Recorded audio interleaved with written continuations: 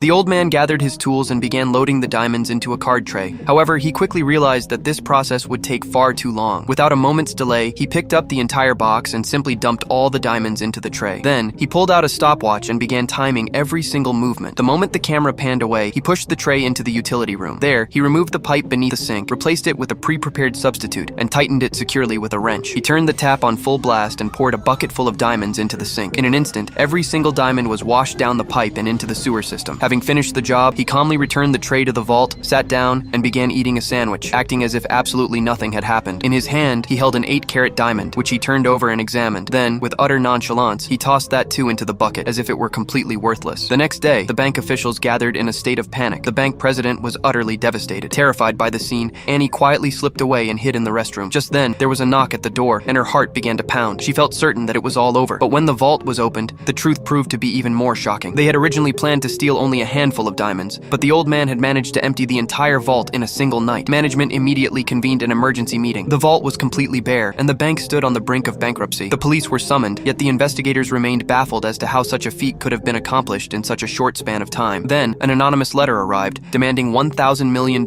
in exchange for the location of the diamonds. The president was still grappling with this decision when the investigators stumbled upon a crucial clue, one that had the potential to change everything.